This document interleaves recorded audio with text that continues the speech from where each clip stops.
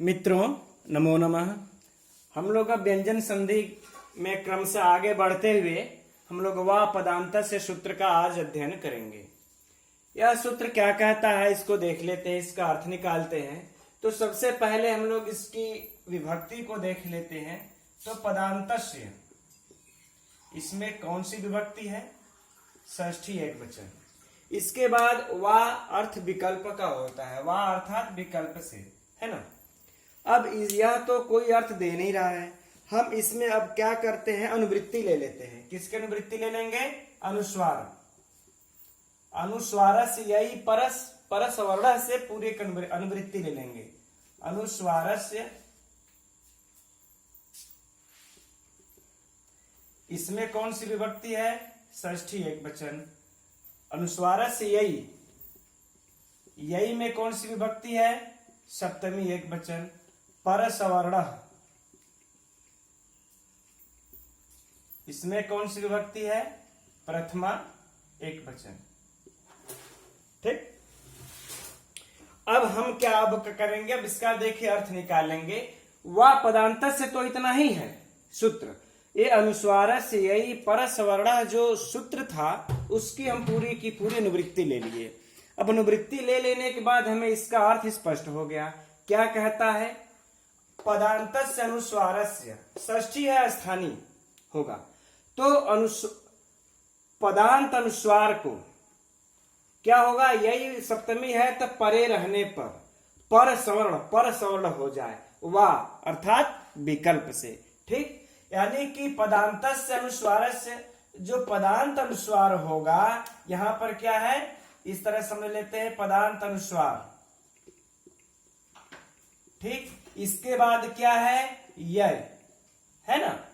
तो इस यय को यहां पर जो यह प्रत्याहार का जो वर्ण रहेगा, इस अक्षर को यहां पर सवर्ण हो जाएगा। पर मतलब ये पर, यहां पर क्या हुआ? पूर्व। ये पर वाला इस पूर्व पर आकर के इसी जो यहां पर रहेगा इसी का सवर्ण हो जाएगा, पर सवर्ण हो जाएगा। लेकिन किससे? वा मतलब विकल्प से। अब आइए इसका हम लोग उदाहरण देख लेते हैं।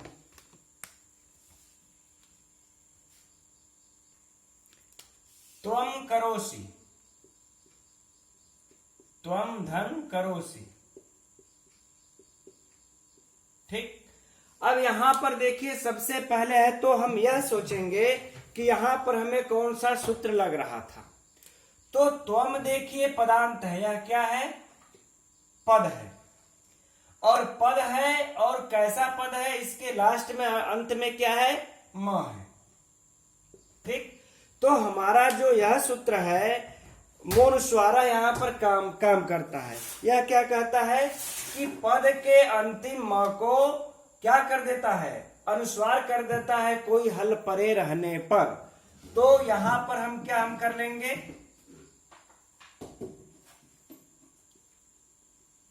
त्वम धन करोसि। यह किस सूत्र से हुआ? मोनुस्वार से। मोनुस्वारा फिर से एक बार देख लेते हैं क्या कहता है।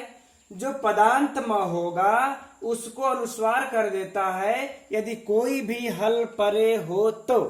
यहां पर हल हमें प्राप्त हो गया, यह त्वम पद है, पद में यह म है तो इसको अनुस्वार हो गया। यह मोनुस्वारा से हो गया। अब जब मोनुस्वारा से अनुस्वार हो गया, अब हमें वा पदांत से काम करेगा। अब देखिए यह क्या काम करता है।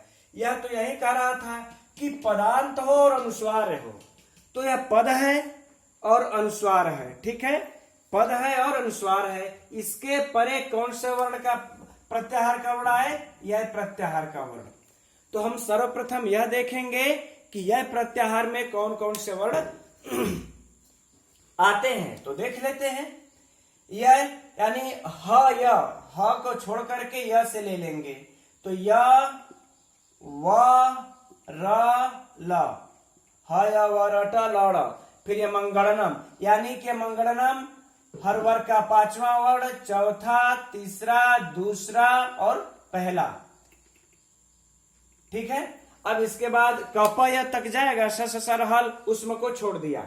तो इस वर्ण में यह प्रत्याहार में यह आएंगे, यह चारों अंतस्थ आएंगे, यह वर ल, और उसके बाद हर वर्ग का पांचवा, चौथा, तीसरा, दूसरा और पहला। तो पहला वर्ण तो आएगा ही, तो पहला वर्ण यह प्रत्याहार का हमें यहाँ पर प्राप्त हो गया। यह प्रत्याहार का यहाँ पहला वर्ण प्राप्त हो जाने पर हम क्या करेंगे, अब यह सूत्र कहता है कि इसको विकल्प से परसवर्ण करता है, विकल्प से परसवर्ण करता है। तो आइए इसका परसवर्ण करके देख लेते हैं। अब इस क का यहाँ पर जो परसवर्णी होगा, अनुस्वार है तो अनुनासिक वाला ही होगा, तो क ख ग घ अंग, हम यहाँ पर क्या कर लेंगे, अंग। त्वं धन करोसि, यह किस सूत्र से हुआ है, यह हमारा वा पदांतस्य से हुआ है, वा पदांतस्य। ठीक, अब हम इसको मिला देंगे, बन जाएगा त्वं करोसि, इस तरह से लिख लेते हैं।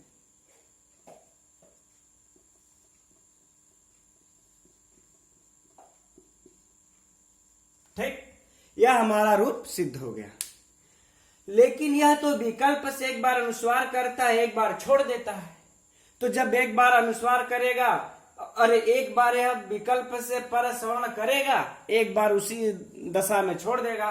तो जब परसवर्ण किया तो त्वं करोसि बन गया। यह कब बनेगा, परसवर्ण होने पर। ठीक, अब जब परसवर्ण का अभाव होगा तो क्या होगा, यह त्वं करोसि सीधे सीधे मिल जाएगा, हो जाएगा त्वं करोसि। ठीक, यह रूप कब, यह सिद्ध कब होगा, परस्वर्ण का अभाव होने पर या परस्वर्ण न होने पर, परस्वर्ण नहीं होने पर। राइट, तो यह हमारे दो रूप सिद्ध हो गए। ठीक है, एक त्वं करोसि, एक त्वं करोसि। इसी प्रकार से कुछ और भी उदाहरण हैं। आइए महत्वपूर्ण उदाहरण उसको भी हम लोग देख लेते हैं। उम्मीद करते हैं तो समझ में आ गया होगा। अब देखिए अगला उदाहरण है हमारा समधन वत्सरः। अब इसको कैसे सिद्ध करेंगे देखिएगा। अब फिर यहाँ पर हमारा यह समपद है, इसके बाद वह आ गया जो कि यह प्रत्याहार के वर्ण के अंतर्गत आएगा। तो लेकिन यह हल भी तो है, समपद है, तो सबसे पहले हमें यहाँ पर कौन सा सूत्र प्राप्त हो जाएगा बताइएगा, वत्सरः। यहाँ पर जो सूत्र प्राप्त होगा हमें मोनुस्वारः। ठीक है, अब इसके बाद हमें क्या प्राप्त होगा, वा पदांतस्य। वह पदांतस्य तभी लागू होगा जब हमें यहाँ पर अनुस्वार दिखाई देगा और पदांत रहेगा। तो यहाँ पर अनुस्वार भी है, पदांत भी है, इसके बाद हमें यह प्रत्याहार का वर्ण दिखाई पड़ गया। तो लेकिन अब वह का सवर्णी यहाँ पर क्या होगा, तो आप लोग जानते हैं कि यवला द्विधा, य व ल दो प्रकार का होता है, य और य, इस तरीके से करके यह दो प्रकार का होता है। वह भी दो प्रकार का होता है और ल भी हमें दो प्रकार का प्राप्त होता है। ठीक, तो इस सूत्र इसके अनुसार हम यहाँ पर इसका यह रख देंगे और परस्वर्णी कर देंगे, तो स व ये रूप बनेगा। आगे क्या हो जाएगा, वत्सरः। हम मिला देंगे, क्या बन गया, संवत्सरः। ठीक, अब यह रूप बना था हमारा वा पदांतस्य से। ठीक, अब अगर हम यह विकल्प से जब नहीं लगेगा तो मोनुस्वारा ही रह जाएगा। जब मोनुस्वारा ही लगा रह जाएगा तो क्या हो जाएगा, संवत्सरः। तब यह इसको हम क्या करेंगे, सीधे हम संधि कर देंगे, संवत्सरः। ठीक, तो यह पहला और यह दूसरा रूप बना। यह कब बनेगा, अनुनासिक को परस्वर्ण होने पर यह प्रत्याहार को, और यह कब बनेगा, जब हमारा मोनुस्वारा ही लग जाएगा, अब वह नहीं लगेगा विकल्प से, तब बनेगा। इसी प्रकार से और भी उदाहरण हैं, इसके दो ये उदाहरण और भी हैं, इसको भी देख लीजिए। दानम यच्छति, दानम यच्छति यह कब बनेगा, जब वा पदांतस्य से हमारा जब पर स्वर्ण हो जाएगा, तो इस य को यहाँ पर स्वर्ण होने पर क्या हो जाएगा, दानय यच्छति। प्रक्रिया पूर्ववत की भांति रहेगी, जो कि हम लोग पूर्व में पढ़े। अब इसके बाद यह जब विकल्प से नहीं लगेगा तो मूल स्वारः के द्वारा दानम यच्छति, दो रूप बन जाएंगे। फिर अहम लिखामी, फिर जब यह वा पदांत से लग करके अनुस्वार को परस्वर्ण कर देगा, तब अहम लिखामी, ला का जो दूसरा अनुस्वार है वह परस्वर्ण होकर के अहम लिखामी। अब इसके बाद जब परस्वर्ण नहीं करेगा वह पदांतस्य, तो अनुस्वार सूत्र ही लगा रहेगा, तब अहम लिखामी। इस प्रकार से यह सूत्र स्पष्ट हो गया। हम उम्मीद करते हैं सूत्र समझ में आ गया होगा। अब हम लोग आगे देखते हैं। अगला सूत्र है मोराजी समः क्वौ। अब आइए हम लोग इस सूत्र का अध्ययन कर लेते हैं। यह सूत्र क्या कह रहा है, तो पहले इसको देख लेते हैं कौन सा सूत्र है। यह विधि सूत्र है, ठीक है। हर सूत्रों को जानना आवश्यक है। मैं लगभग कुछ में बता देता हूँ, कुछ में नहीं बता पाता हूँ, भूल जाता हूँ, तो याद कर लीजिएगा आप लोग। अब इसको अर्थ निकालने के लिए आइए पहले इसमें हम लोग विभक्ति को देखते हैं। समः, समः में कौन सी विभक्ति है, षष्ठी एकवचन, यानी सम के स्थान पर। मोह, मोह में कौन सी विभक्ति है, षष्ठी एकवचन। इसके बाद हम अर्थ निकालने के लिए हम मोनुस्वार से इसमें एक म की अनुवृत्ति ले लेंगे। इसमें कौन सा है, प्रथमा एकवचन, ठीक। अब राजी में देख लेते हैं। राजी कौ, कौ में कौन सी विभक्ति है, सप्तमी एकवचन। राजी में कौन सी विभक्ति है, इसमें भी है, इस राजी में सप्तमी एकवचन। तो इस प्रकार से हम लोग म राजी समा कौ, ये तो लिए देख लिया। अब हम लोग एक म की जो है इसकी, इस वाले म की हम लोग मोनुस्वार से अनुवृत्ति ले लिए, ठीक, ले लिया अनुवृत्ति। अब देखिए हम क्या करते हैं, अर्थ निकालेंगे। देखिए कितनी सरलता से अर्थ निकल जाएगा। सम के म को, सम के मकार को, अभी स्थानीय हो गया है ना, सम के मकार को मकार ही रहता है यदि क्वौ, क्विप प्रत्यांत। ये जो इसका कहने का मतलब है कि क्विप प्रत्यांत राज माने राज धातु परे हो तो, यह राज धातु परे हो तो। बातें समझ में आ गई। यानी कि यह जो सम है, इस सम के बाद यदि राज धातु आ जाए या क्विप प्रत्यांत लगा हुआ, इस सम के म को म ही रहता है, यही कह रहा है, सम के म को म ही रहता है यदि क्विप प्रत्यांत राज धातु परे हो तो। अब आप लोग यह संशय करेंगे परे हो तो कैसे हो सकता है, तो सीधे स्पष्ट दिख रहा है हमें सप्तमी। जब हमें यहाँ पर सप्तमी दिख रहा है तो वह परे होने पर ही होगा इसका अर्थ, तो राज धातु परे हो तो। अब आइए हम लोग इसका देख लेते हैं कैसे इसकी सिद्धि होती है। अब यहाँ पर देखिए समराज हो गया, तो यहाँ पर क्विप प्रत्यय लगा है। आप लोग जानते हैं कि क्विप प्रत्यय जब लगता है तो उसका सर्वापहारी लोप हो जाता है पूरा का पूरा। तो यहाँ पर जो है हमें सत्सु द्वितीय सूत्र से हमें क्विप प्रत्यय लगता है और लग करके इसका सर्वापहारी लोप हो जाता है। लोप हो जाने के बाद क्या होता है कि हमें सम धन रा ड, यह किस राड बन जाता है, ज को ड हो जाता है। किस सूत्र से होता है, तो एक आता है भ्रश्च, भ्रश्च,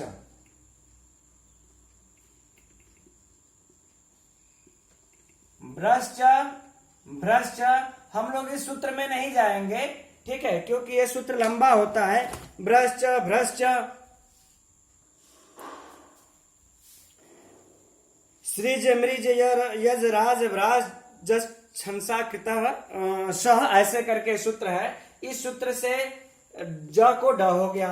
अब हमको फिर जो है इस सम धन फिर राड को क्या करते हैं,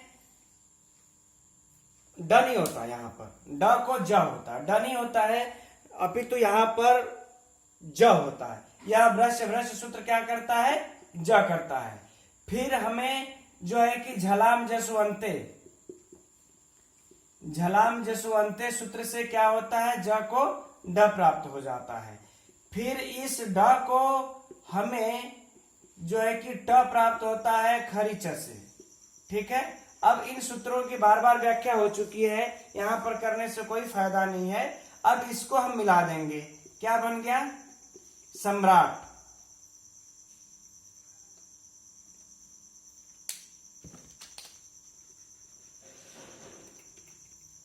सम्राट बन गया। ठीक, यह इसकी सिद्धि हो गई। तो यहां पर देखिए, अब फिर से समझा देते, यहां पर जो समधन राज है, यहां पर हमें हल परे होने पर इस सम पद को, मकार को हमें अनुस्वार प्राप्त था। किस सूत्र से, मोनुस्वारा सूत्र से, है ना। मोनुस्वारा सूत्र से हमें यहाँ पर म को अनुस्वार प्राप्त था। लेकिन ये इस सूत्र को लिखने का जो उद्देश्य था, सिर्फ यही था कि इस मकार को अनुस्वार न हो।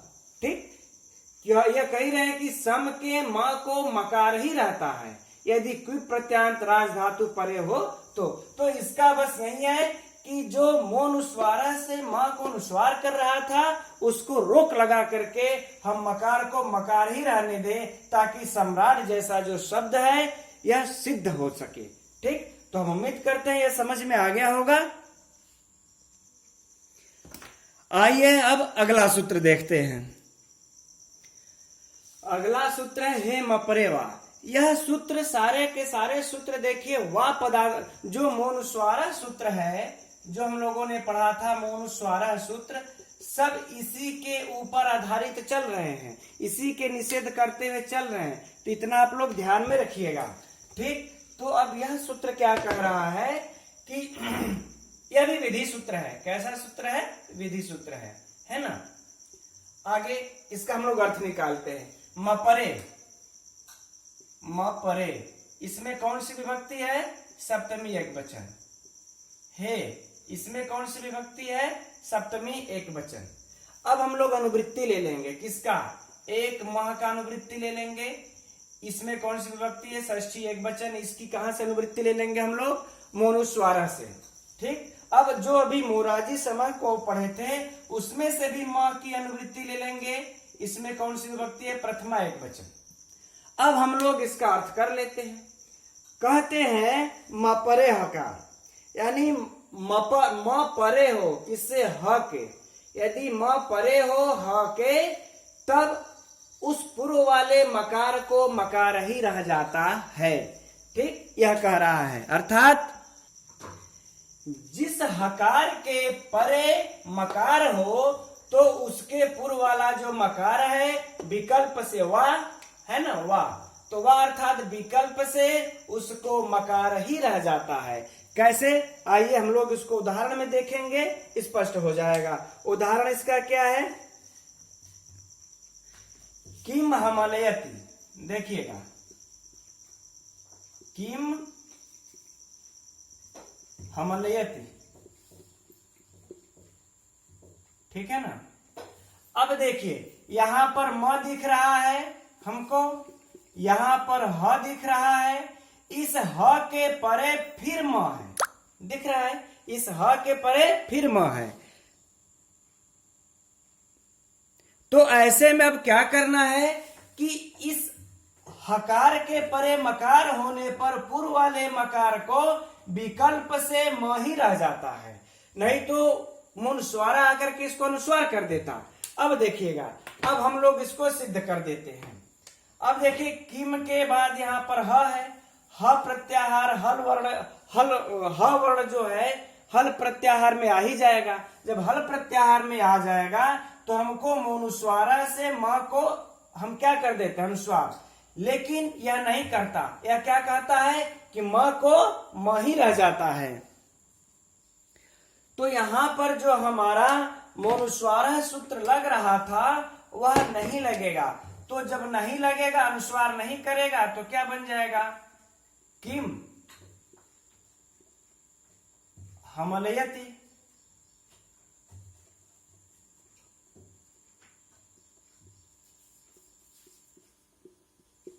ठीक, अब वाह, यह विकल्प से म को म रहने दे रहा है, तो एक बार यह छोड़ देगा। जब यह छोड़ देगा तो हमें कौन सा सूत्र लग जाएगा तुरंत? तो यहाँ पर मोनुस्वार से क्या हो जाएगा? म को अनुस्वार हो जाएगा। तो जब म को अनुस्वार हो जाएगा तो किम हमलियति। यह दो रूप बन गया, एक ये एक ये। ये कब बनेगा? जब हे मपरे वा लगेगा। हे मपरे वा यह कब बनेगा? जब मोनुस्वारा लगेगा। ठीक, आगे बात है समझ में? मित्रों अब अगला सूत्र है यवल परे यवलावा। अब इसको हम क्या विभक्ति निकाल करके दिखाएं, मैं ऐसे ही समझा दे रहा हूं। यह कहना चाहता है कि म के परे यदि ह हो, इस ह के परे क्या हो? य व ल। क्या हो? इस ह के परे य व ल। अगर ये शब्द मिल जाते हैं हमको ह के परे, तो यवलावा विकल्प से इस म को य व ल हो जाता है। ठीक, यानी कि हकार म के परे हकार हो, हकार के परे य व ल हो। ठीक है ना? यवल परे कही रहा है, यवल परे यानी उस हकार के परे यदि य व ल हो तो इस मकार को विकल्प से य ल हो जाता है। आइए इसका उदाहरण देख लेते हैं। किम धन हयः, किम धन हयः। हिंदी कल क्या था, है ना? कल क्या था? तो यहां पर देखिए ह है, ह के परे य है। ठीक, और यहां पर हमें म प्राप्त है, तो जो यह कह रहा था वह हमें मिल गया। अर्थात ह के परे य होने पर इसको म को विकल्प से य हो जाएगा। तो जब यह हो जाएगा तो क्या हो जाएगा? अब यह होगा तो कौन सा यह होगा? तो हम यवला द्विधात जानते हैं आप लोग कि यह दो प्रकार का होता है। तो यह जब भी होगा इसका अनुनासिक वाला ही यह होगा। तो किया हयः, यह हम इसको मिला देंगे किया हयः। अर्थात कल क्या था, है ना? यह इसका हिंदी हो गया, कल क्या था, किम हयः। एक बार कब, यह कब किम हयः यह कब बनेगा? जब हमें यवल परे यवलावा, यवल परे यवलावा वाला सूत्र लगेगा तब ऐसे बनेगा। और जब यह सूत्र नहीं लगता है, यह वा तो विकल्प से लग रहा है, जब नहीं लगेगा तो यहाँ म है, पदांत है किम, इस पदांत म के बाद ह आया है जो कि हल प्रत्याहार के अंतर्गत आता है, इसलिए कौन सा लग जाएगा? मोनुस्वारा। मोनुस्वारा लग करके क्या हो जाएगा? किम हयः। यह कब लग जाएगा? मोनुस्वारा से। तो यहाँ पर हमें दो रूप प्राप्त होगा, एक किम हयः, एक किम, एक किय हयः, एक किम हयः। ठीक, अब इसी का अगला उदाहरण देख लेते हैं हम लोग। अगले उदाहरण में कहते हैं कि किम हवलयति।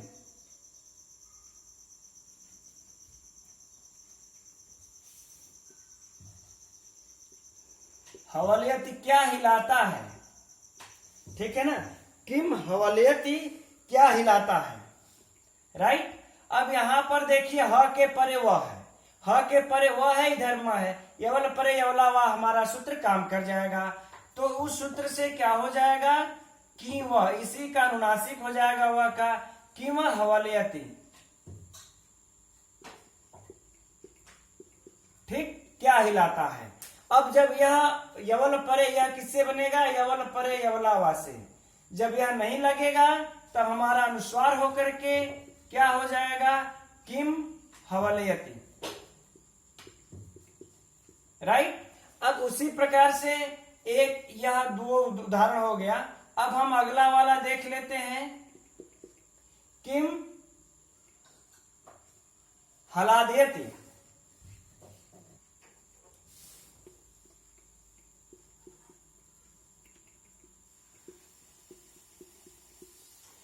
इसमें भी देखिए ह के परे ल है, तो इस म को यवल परे यवलावा सूत्र से विकल्प करके क्या हो जाएगा ल, किन हवालयति हलादयति, यानी किसको प्रसन्न करता है।